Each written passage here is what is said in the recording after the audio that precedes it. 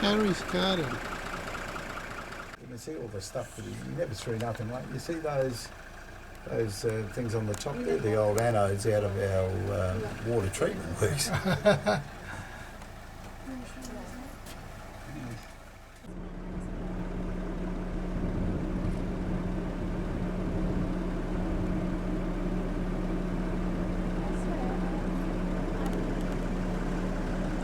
Harry's hideout.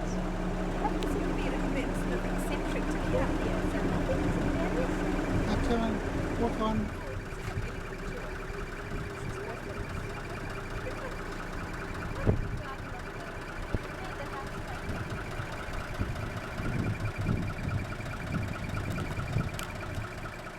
What people give him. Got hats. Harry's souvenirs. Yeah, he was a real villain. He used to charge $2 to get in. What started that off was when the movie was made and finished, people come out here to see where Mad Max the movie was. Yeah. So they were always at Harry and Harry. Say, oh, if you want to have a look, it costs you $2. Yeah. And then he got them to write their names on the walls. Yeah. So this is his. This is his bedroom over here.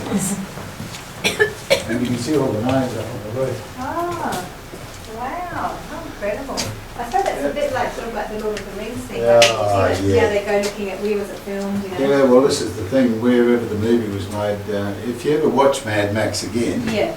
There's a series of starting where the boy jumps in the boot of the car and goes down a rope ladder into a mine. Right. Then he comes through the store. The big skinny pilot's asleep on the bed here. He grabs him, they run out that door, there's an aeroplane out there and it taxis away to take off. Yeah. And then the villains come down on either side of the break, well, around the back. Yeah. And chase him away. We'll So have it's to only get for a that couple of seconds. But Harry had him here for over 3 weeks. Yeah.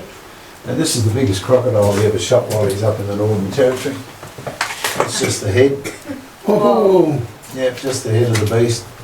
And you can see by Harry, just to his knees, he's easy in there. Whoa. He had to shoot it because it's over 7.5 metres. It's funny, being a mining town, Yeah. they seem to think that we need all sorts of reviews and stuff to come up here. They come out here to visit Harry, and Harry in his wisdom said, yeah, okay girls, give us a demo, and they did, and we couldn't control it. Yeah, just around the corner here is some of the crocodile photographs of him shooting crocodiles.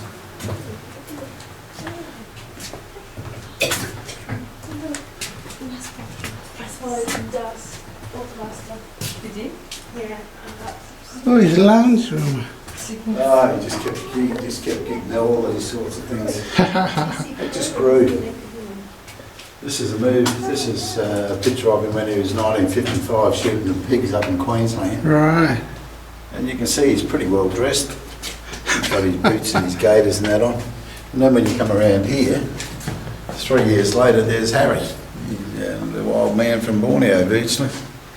Looking very different. Yeah, he's very different. He changed within 3 years.